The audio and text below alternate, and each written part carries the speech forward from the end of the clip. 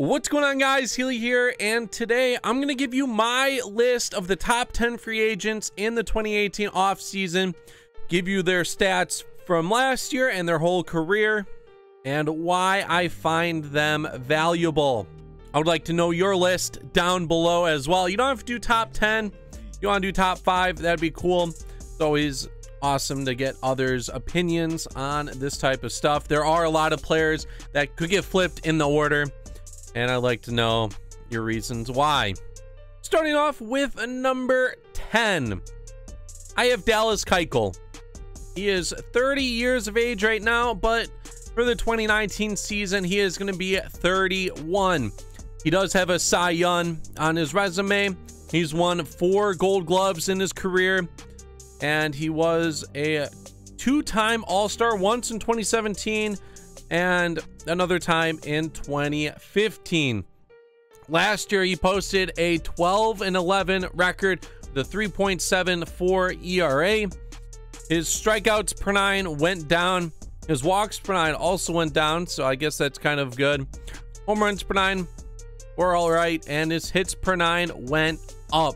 Number 10, he's one of the best pitchers in this class, I feel like. And last year, he didn't pitch too well, but I feel like he will bounce back. I wouldn't be surprised if an NL team goes out and signs him. I feel like he would be worth the contract. Looking at his stats as well, 2015, he had a good year. 2016, he had a bad year. 2017, he had a good year. 2018, he had a bad year.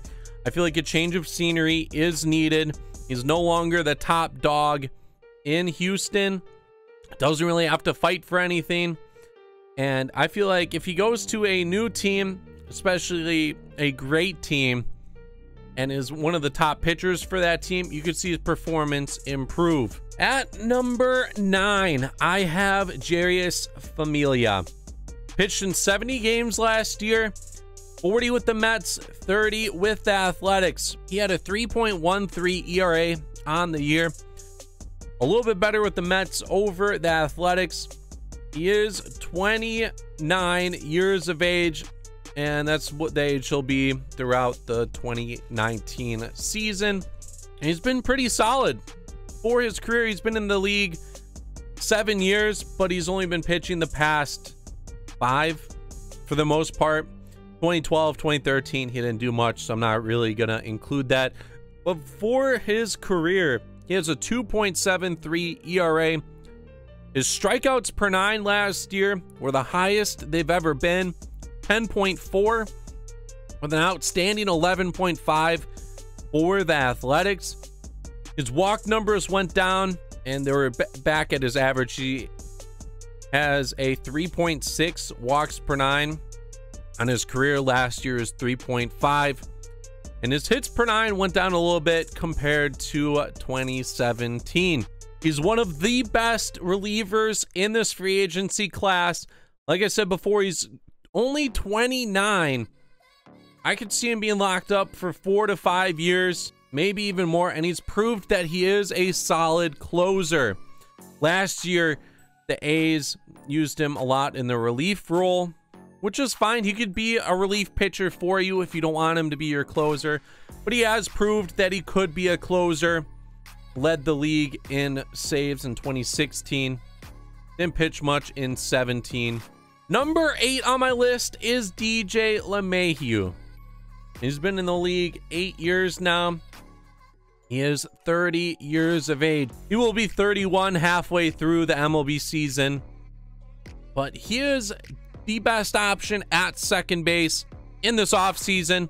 There is Jed Lowry, but Jed Lowry's 35 years of age. You're only going to get a couple years out of him.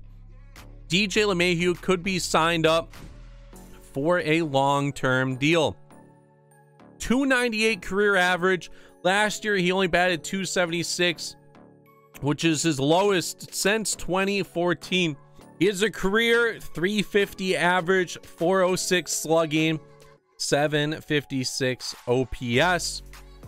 He had 147 hits last year, 32 doubles, 15 homers, which was his career high. He's won the Gold Glove 3 times in his career, 2-time All-Star. and 15th in MVP voting in 2016. If you sign DJ LeMahieu, you are going to get a solid contact hitter that can play defense well at second base. Number 7 on my list is AJ Pollock. 30 years of age. His birthday is in just over a month. He's been playing in Arizona the past 7 years. He's a career 281 hitter, 338 on base, 467 slugging. He had 21 homers last year, which was a career high, 21 doubles, 106 hits. He only played in 113 games last year. He hasn't played too many games the past 3 seasons. Injuries have been a little bit of an issue for him, but when he is healthy, he does put up great numbers. It's been a couple years since he has had those great numbers. 2015's his last great season where he batted .315 and had an .865 on base plus slugging, where he won a Gold Glove and was an All-Star. But I feel like he could bounce back. To me, he is the best center fielder option in baseball. He is a good defender as well. So if his bat isn't necessarily showing up for you, he could definitely provide you some defense. We are at number 6 on my list, and we're starting to get to the great players of this free agency class. Craig Kimbrel. I don't have him higher because I feel like there are some better players with more value over Kimbrel, but Kimbrel is still great. He's going to be 31 come the 19 season, and he has been amazing throughout his career. 1.91 ERA for his whole career. Last year, he had a 2.74. 2017, he had a 1.43. He is a 7-time All-Star. Rookie of the Year. Been in the Cy Young discussion 5 times. And in the MVP voting 3 times. His highest Cy Young finish was 4th when he was with the Atlanta Braves, but he has been stellar throughout his career. 333 saves in 9 years for him so far. He's averaging 42 and a 162 game average, and that's what you need out of your closer. His strikeouts per 9 is a career 14.7. In 2018, he had a 13.9, which is amazing. Don't get me wrong. He had a 16.4 in 2017.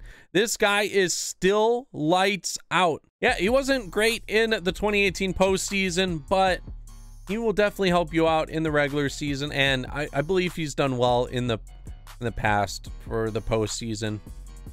So I expect him to get a pretty big contract. Aroldis Chapman got an amazing contract, a lot of money. Closers don't normally get huge contracts, but Craig Kimbrel has been amazing throughout his career, and some team might throw him some cash. Number 5 on my list is Patrick Corbin. You might be thinking, why Patrick Corbin?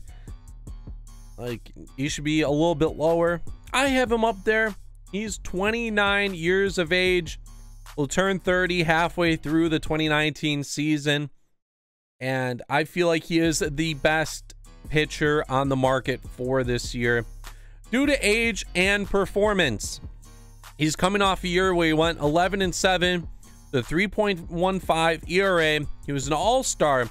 His Ks per 9 were up to 11.1. His average throughout his career is 8.5. His walks went down, home runs per 9 went down, and hits per 9 went down. Definitely had a great contract year.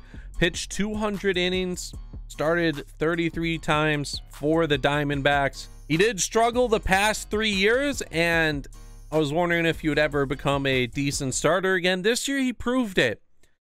And because of that, he's going to get thrown some money due to his age, due to how he played last year. His career resume isn't as good as what I value him for, but recency bias, I feel like he will generate some money due to that 2018 season. Number 4 on my list is Michael Brantley. 31 years of age, will turn 32 early 2019, but he is a valuable outfielder. Teams will definitely be interested in him this offseason. He has had some health issues the past couple years. In 2016, he only played 11 games. 2017, he played in 90 games. But in 2018, he played in 143. He has a career 295 average, 351 on base, 430 slugging, which is okay. Last year, or 2018, batted 309, 364, 468, and had an 832 on base plus slugging, 17 homers, 36 doubles, and 176 hits on the year. And he was an all-star last year. He seems to be healthy again, and when he is healthy, he is very valuable. I don't believe the Indians are going to re-sign him, as they do have some money concerns and they have an aging roster. I feel like a new team will pick up Michael Brantley, and we will see him on a new team. A very good contact hitter, very good in the 2 spot for your lineup, maybe even like the 5-6 spot to generate some runs batted in. Number 3 on my list, and this is probably going to be a risk for some teams, Josh Donaldson. He's going to be 33 for the 2019 season, so I could see him generating a smaller contract year-wise, but I could see him getting a decent amount of money. He has won the MVP before in 2015, and when he was healthy, he's always been in the MVP discussion. Started off the year with Toronto, got hurt. He batted 234 for them, but when he went to Cleveland, he batted 280. He's a career 275 hitter, 367 on base, 507 slugging. You're going to get a lot of power from Josh Donaldson. 2017, he batted 270, hit 33 homers, 37 the year before, 41 in 2015. This guy is still the real deal. He's pretty good on defense as well. You're going to get a great fielder, a guy with a lot of power. 33 years of age, but he's still really good. As long as you don't sign him to like a 4 or 5 year deal, I think a 2 to 3 year deal will be perfect for Donaldson. And getting traded to Cleveland, he showed that he still can hit the ball, play pretty well. The injury isn't affecting him as much as before. I see him getting a pretty big contract money wise. Number 2, and as expected, number 2 and number 1 should have been easy to guess. Manny Machado is my number 2 player for the 2018 offseason. He's coming off a 297 year with 37 homers, 35 doubles, 188 hits. He had a 905 on base plus slugging. He was an all-star. He's a great defender. He didn't have a lot of defensive runs saved at shortstop. We'll see where teams play him when they sign him, but he has been a pretty good hitter throughout his whole career. 282. He averages 31 homers on a 162 game average. He has an 822 on base plus slugging, 335 on base. And Manny Machado, 26 years of age, is going to generate a lot of cash. Expect him to have a huge deal that ranks very highly the best deals of all time. He is the best shortstop in the game. Defensive wise, at shortstop, he hasn't really been the best, but value wise from a shortstop position, he played there all year for financial reasons, I believe. Because if you put him at third base, you have guys like Nolan Arenado, Chris Bryant, Josh Donaldson, Matt Chapman, and some other great hitting guys and defensive guys at third base. But at shortstop, Machado is kind of on his own pedestal, and the value for him is a lot better than what he would be at third base. There have been some discussions of him being a douchebag and he doesn't hustle a lot, but that won't affect the money that he's going to get in the offseason. Will be interesting to see where he goes, and I will have a video out on the top 5 places I feel like he will end up. And the number one guy on this list, what a surprise, Bryce Harper. Just turned 26. Still getting to the prime of his career. He's a 279 career hitter with a 388 on base, 512 slugging. That is amazing. He had 34 homers last year, led the league in walks with 130 walks, batted 249. That number's a little low, but his other numbers were pretty good with a 393 on base percentage, and he started off so poorly that 249 is pretty good for him. He batted really well after the All-Star break. He's a 6-time All-Star. He won Rookie of the Year. He won MVP in 2015, and he finished 12th in the MVP discussion for 2017. This guy, he's the most marketable guy in baseball. All the hype is around him, and he's a great player. You're going to get your money's worth out of him. He's going to get at least 10 years, at least 300 million plus for his contract. And I'm excited to see where he goes. I'm going to have a video out soon on the top 5 locations I think he could end up. But this dude is the most hyped free agent probably since like Alex Rodriguez. But yeah, that's my list for the top 10 free agents of the 2018 offseason class. Like I said, let me know your list down below, or if you would make any changes to my list. Make sure you leave a like, subscribe down below. This is Healy, and I am out. Peace.